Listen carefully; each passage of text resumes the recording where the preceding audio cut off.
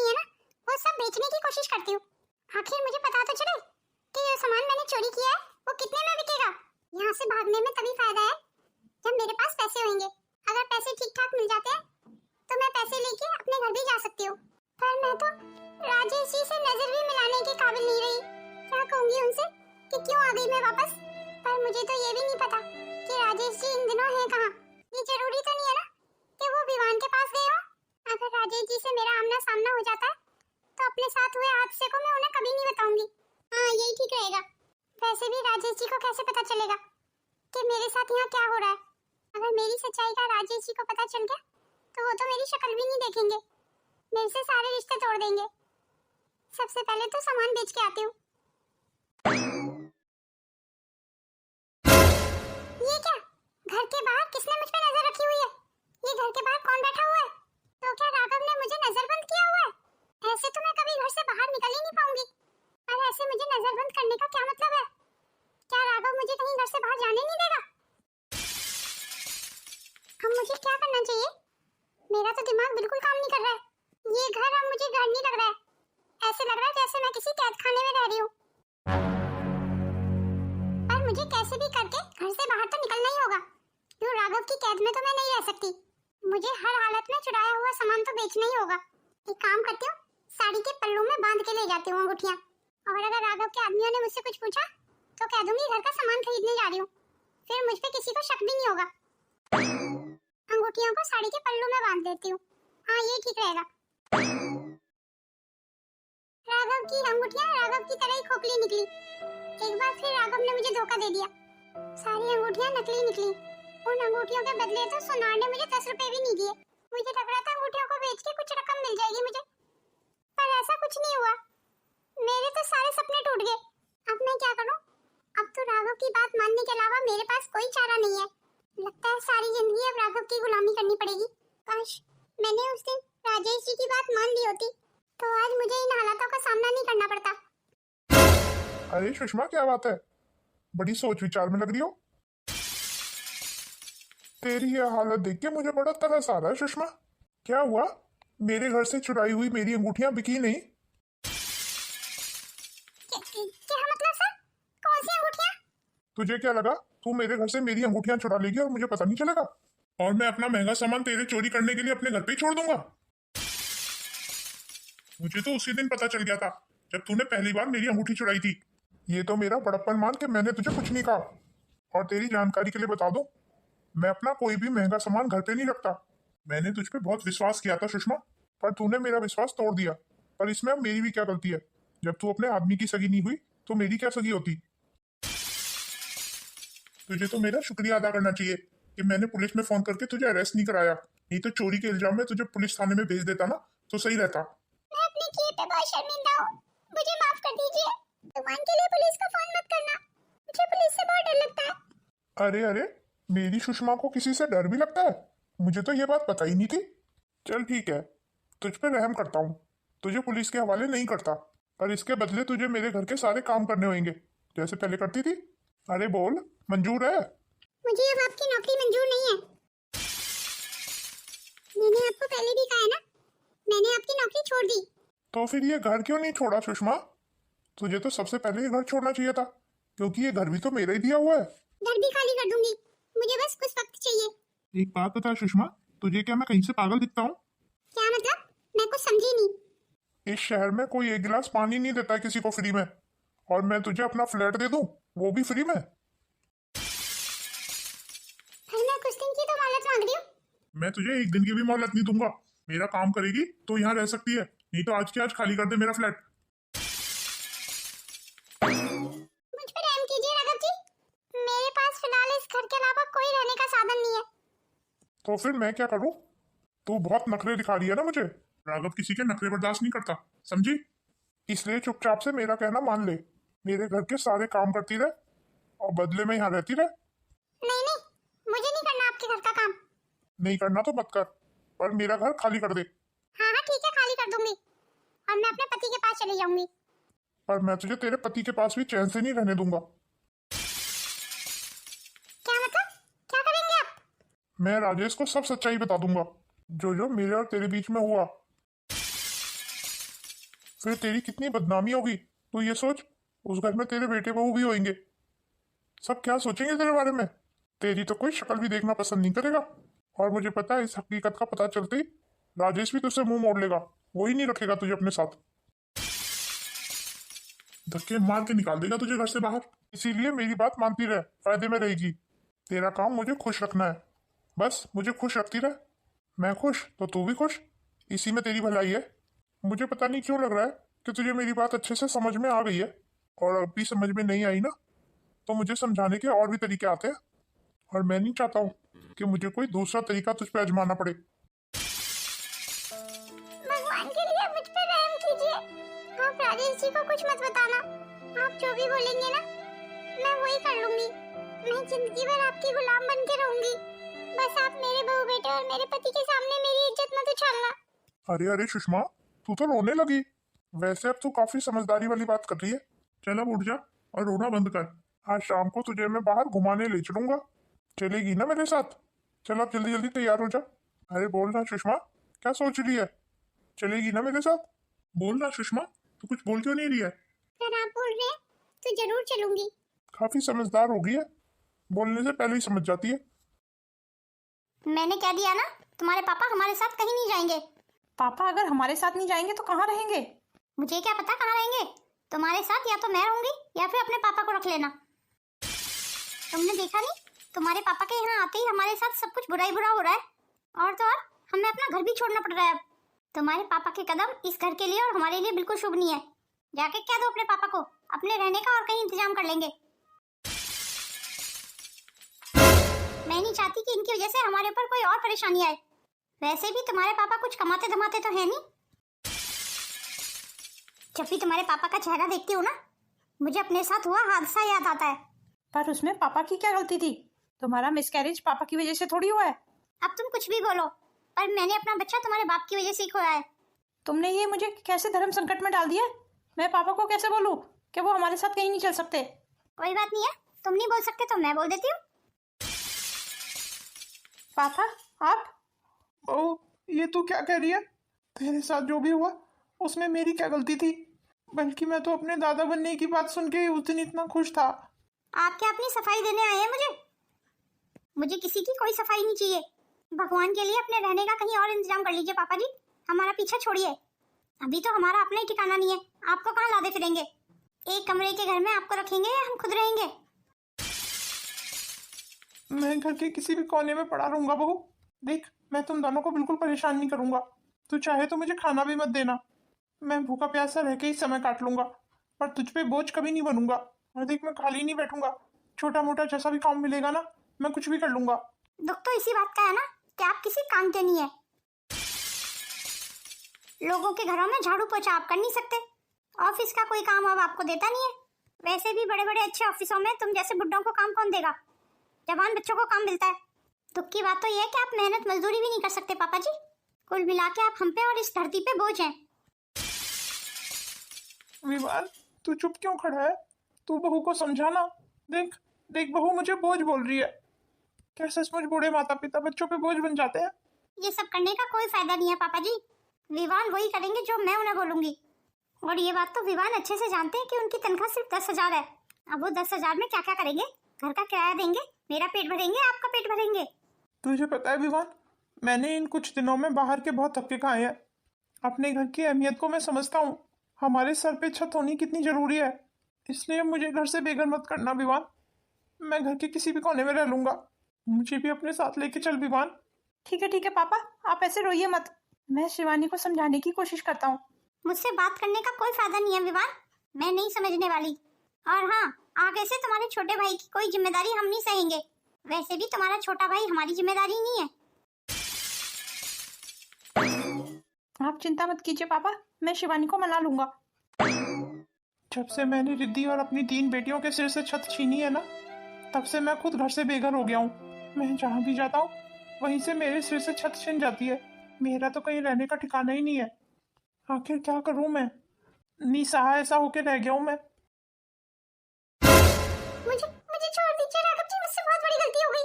तूने सोचा भी कैसे कि तू यहाँ से भाग सकती है? तू ये कैसे भूल गई कि मेरे आदमी हर समय तुझ पे नजर बनाए हुए हैं? तुझे तो अब मैं वो सबक सिखाऊंगा ना कि तू जिंदगी भर याद रखेगी। नहीं नहीं राघव जी, मुझे छोड़ दीजिए। नहीं नहीं नहीं नहीं राघव जी। तू इसी लायक है।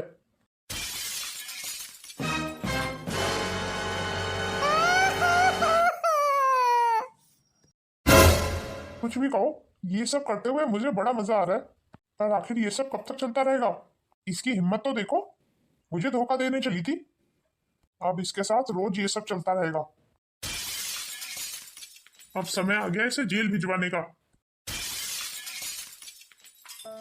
नहीं राघव जी, मेरे साथ ये सब मत करो। आखिर मैं बहू बेटे वाली हूँ। क्या आपको जरा सी भी दया नहीं आती मुझ पे? आखिर मैंने आपका क्या बिगाड़ा है राघव जी? मुझे राघव जी से बहुत डर लगता है। इस राघव ने मुझे कहीं मुंह दिखाने लायक नहीं छोड़ा। इसकी वजह से मैं अपनी नजरों में गिर गई। शायद मैं इसी लायक हूँ। मैंने अपनी इस जिंदगी में सबका बहुत दिल दुखाया है। बिना सोचे समझे बहुत अपमान किया है सबका। सबकी बहुत हाय लिया मैंने। शायद उसी हाय की कीमत आज मुझे अपनी इज्जत देके चुकानी पड़ रही है। मेरा तो पति भी मेरी मर्जी के बिना मुझे कभी हाथ नहीं लगाता था, और आज एक गैर मर्द मेरी मर्जी के खिलाफ मेरे साथ कुछ भी करके चला जाता है। ये मेरे कुछ बहुत बुरे कर्मों का फल ही दे रहा है भगवान। मैं तो किसी से मदद भी नहीं मांग सकती। आखिर कौन करेगा मेरी इस हाल में मदद? अपने बुरे बर्ताव के चलते सारे दरवाजे मैंने खुद ही बंद कर दिए। दुख तो इस बात का है कि मुझे उस आदमी की सारी बातें माननी होंगी जिसे मैं बिल्कुल पसंद नहीं करती। इससे मैं बहुत नफरत करती हूँ। अब तो मुझे अपने आप से घिन आ रही है। एक काम करती हूँ, जाके अच्छे से नहा लेती हूँ, शायद मेरे शरीर का कचरा छूट सके। अरे मेरे शरीर का ये कचरा जाता क्यों नहीं है? ये साफ क्यों नहीं हो रहा? ये मेरे शरीर पे इतना मैल क्यों जमा हुआ है? मैं इतनी गंदी क्यों हो रही हूँ? एक काम करती हूँ, फिर से नहा के आती हूँ। सुषमा, सुषमा, अरे आप फिर से आ गए? मैं नहा रही थी, डिस्टर्ब कर दिया ना मुझे? तुम्हें पता है कितना कचरा जमा हुआ है मेरे शरीर पे? साफ ही नहीं हो रहा। मुझे अपने आप से बहुत घिन आ रही है। आप मुझे कोई अच्छा सा साबुन ला के दीजिए ना, जिससे मेरे शरीर पे जमा मैल जल्दी से दूर हो जाए। बस इतनी सी बात है सुषमा। चलो, मैं तुम्हारे शरीर पे लगा मैल हटा देता हूँ। अच्छा, आप मेरे शरीर पे लगा हुआ मैल हटा देंगे? लगता है आपके पास कोई जादुई साबुन है। अरे हाँ, आप तो बहुत पैसे वाले हैं। आपके पास जरूर जादुई साबुन होगा जो बहुत महंगा आता होगा, है ना? यही बात है ना? चाहिए जल्दी ले आइए उस साबुन को। मैं जल्दी जल्दी उस साबुन से नहा लूंगी, फिर मैं बिल्कुल साफ हो जाऊंगी। हाँ हाँ, क्यों नहीं, तुम अंदर चलो, मैं अभी उस जादुई साबुन को लेके आता हूँ। हाँ हाँ ठीक है, जल्दी ले आओ, फिर मैं अंदर जा रही हूँ। मैं आपका इंतजार करूंगी। लगता है सुषमा का दिमाग चल गया है, तभी तो ऐसे पागलों वाली बातें कर रही है। जादुई साबुन, इसका दिमाग चल रहा है ना तो चलता रहे, मुझे भला इसके दिमाग से क्या लेना है? मुझे तो अपने मतलब से मतलब रखना है, वो तो मुझे आसानी से मिल ही जाएगा। अरे अरे राघव जी, ये आप क्या कर रहे हैं? नहीं नहीं, मैं फिर से बहुत गंदी हो जाऊंगी। अरे जरा रुको ना, मुझे देखने तो दो जादुई साबुन कहाँ कहाँ लगाना है, फिर मैं तुम्हें अपने हाथों से ही मिला दूंगा। उससे नहा के तुम फिर पहले की तरह साफ हो जाओगी। अच्छा, आप सच कह रहे हो? मैं बिल्कुल पहले की तरह साफ हो जाऊंगी? चलो फिर ठीक है।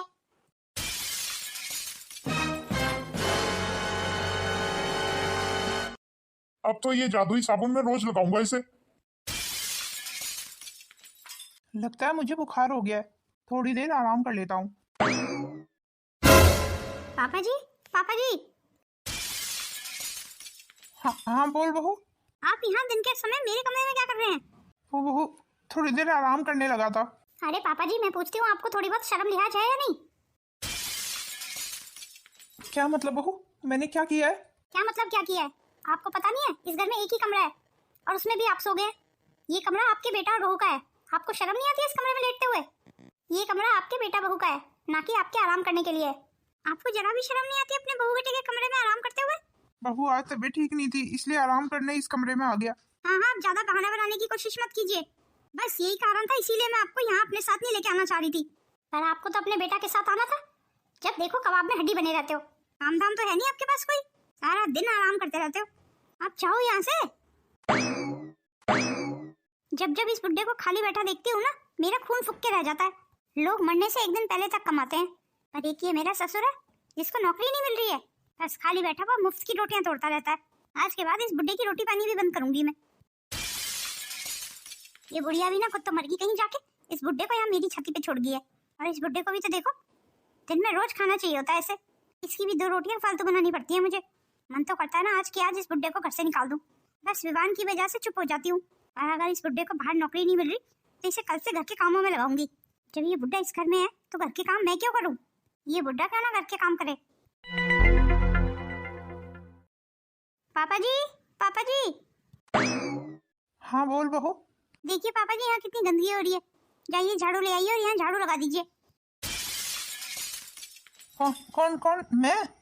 क्यों, आपको कोई प्रॉब्लम है? नहीं बहू, वो पर मैं झाड़ू कैसे? क्यों पापा जी, आप झाड़ू क्यों नहीं लगा सकते? सिर्फ इसलिए कि आप आदमी हैं? देखिए पापा जी, अगर आपको इस घर में रहना है ना तो आप घर के सारे काम आपको ही करने होंगे। यूं बिठा के मुफ्त की रोटियां नहीं खिला सकती मैं आपको। वैसे भी जब जब आपको देखती हूँ ना मेरा खून फूकता है।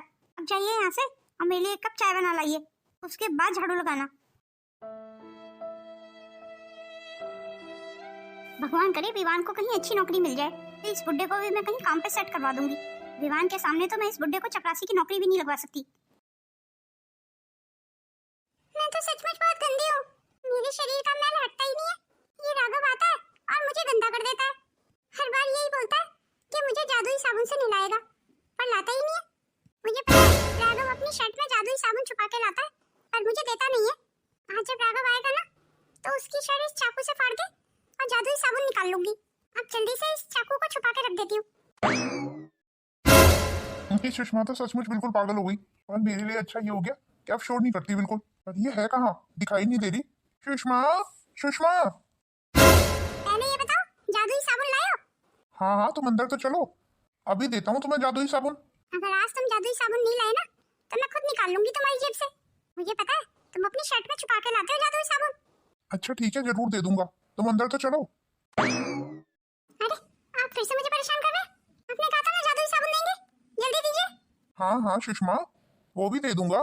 नहीं नहीं, पहले जादुई साबुन दो। आप ऐसे नहीं मानेंगे ना, रुक जाओ अभी।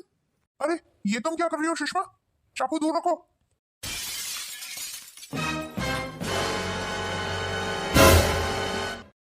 अरे ये तो मर गया, मैंने राघव को मार दिया। चलो अच्छा है, अब वो रोज रोज मुझे गंदा नहीं करेगा। पर मैं तो अभी भी साफ नहीं हुई, मैं जाके पहले नहा लेती हूँ। पर इस राघव को देखो, जादुई साबुन भी नहीं दिया मुझे। सारा दिन नहाती हूँ फिर भी साफ नहीं हुई मैं अभी तक। सर बदबू इसी घर से आ रही है, लगता है अंदर कोई लाश सड़ रही है। तुम जल्दी जल्दी अंदर कमरे में जाओ और देख के आओ। जी सर, अभी देख के आता हूँ। अरे आप लोग यहाँ मेरे घर में ऐसे कैसे घुसे चले आ रहे हो? आपने किसको मारा है, अंदर कौन है? मुझे पुलिस से बहुत डर लगता है, मुझे पुलिस से बहुत डर लगता है। लगता है ये औरत अपना मानसिक संतुलन खो बैठी है। जी सर, यही मुझे लग रहा है। सर अंदर तो लाश है, क्या सचमुच लाश है?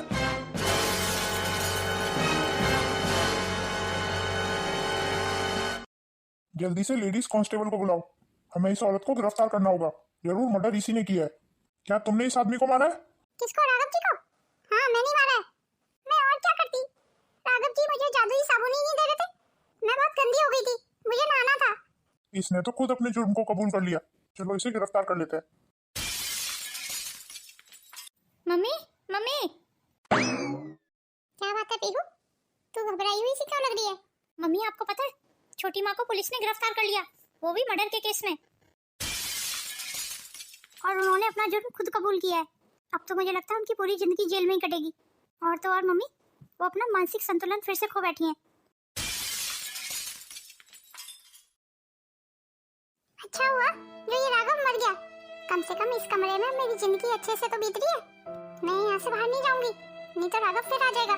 कहीं राघव फिर से तो नहीं आ जाएगा? नहीं नहीं, मैं उसे फिर से मार दूंगी। ये क्या हालत बना ली है सुषमा ने अपनी, मुझसे तो उसकी तरफ देखा भी नहीं जा रहा है। इतने बुरे दिन तो भगवान किसी को ना दिखाए। आज मेरे अपने सब पराये हो गए। मैं यहाँ छत पे अपना समय काट रहा हूँ। बहू तो मुझे सारा सारा दिन खाना नहीं देती है। अब तो मुझे भूखा रहने की आदत पड़ गई है। आज भी पानी पी के ही सोना पड़ेगा। ये मेरा और सुषमा का बुरा वक्त पता नहीं कब खत्म होगा, और पता नहीं खत्म होगा भी या नहीं। शायद रिद्धि की हाय मुझे लग गई। मैंने रिद्धि का और अपनी बेटियों का बहुत दिल दुखाया था। मैंने उस समय उनका साथ छोड़ दिया जब उन्हें सबसे ज्यादा मेरी जरूरत थी, और आज बुढ़ापे में जब मुझे सबकी बहुत जरूरत है सबने मेरा साथ छोड़ दिया। मुझे रिद्धि से माफी मांगनी होगी।